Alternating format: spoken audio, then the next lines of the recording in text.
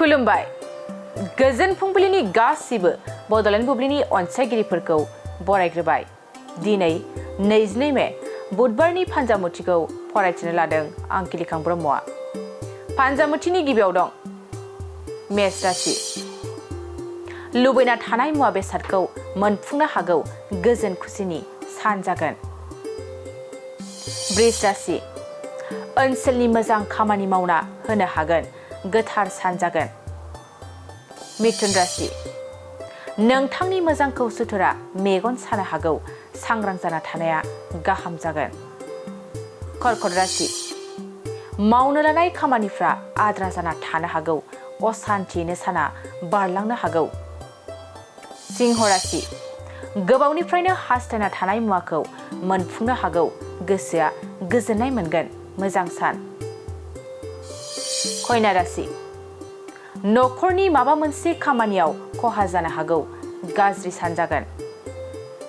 तुला राशि। गावनि अनजालिजों लोगो मोनलायनो हागौ, रंजा खुसि साना बारलांनो हागौ। वृश्चिक राशि।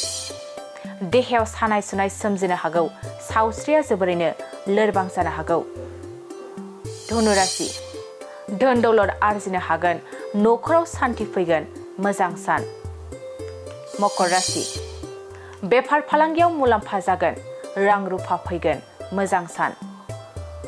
कुम्भ राशि। गोजौ सोलोंथाइ लानायाव गुबुना नोंथांखौ हेंथा होनो हागौ, दुखु दाहाजोंनो साना बारलांनो हागौ। मीन राशि। बेमार आजार सोमजिनो हागौ, थाबैनो फाहामथाय लानाया गाहाम जागोन। दिनै सानसेनि राशि फरायथिनायाव एसेनोसै। आसा खालामो नोंथांनि दिनैनि साना मोजाङै मोजां थांगोन, बेखौ बड'लेण्ड बुब्लि नखरनिफ्राय मिजिंथिबाय। गोजोन्थों। मोनसे गोजोनथाव खौरां। नोंथाङा नोंथांनि न'खौ समायना रमायना जोंख्लाब माख्लाब खालामनो गोसो दं नामा? थारैनो नोंथाङा नोंथांनि न'खौ समायना रमायना साजायनो गोसो दंब्ला नोंथांमोननि थाखाय बिजनेस बेन्स प्रडाक्ट्स कम्पानिया गोजोनथाव खौरां लानानै फैदों।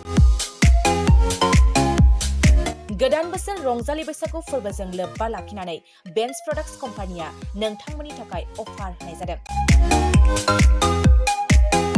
चिरां जिल्ला बेंटल गेट 27 राजा लामानि एबा सिबिथाय लामानि साखाथियाव नोंथांनि न'खौ समायना रमायना खालामनो गोसो जानाय रायजो राजाफोरनि थाखाय बिजनेस बेन्स प्रडाक्ट्सआ लानानै फैदों गोजोनथाव खौरां। पलिग्रेनाइट, WPC एबा PVC, wooden flooring, wallpaper, steel roofing, soffit ceiling बायदि गाबनि न' साजायग्रा खम बेसेनावनो नोंथांमोना बायनानै लांफैनो हागोन। बेनि अनगायैबो नोंथाङा गोबां बाथ्रा मिथिनो थाखाय नैबे 8474015053 जानबुं नम्बरनि गेजेरजों नोंथाङा फन खालामनानै मिथिनो हागोन।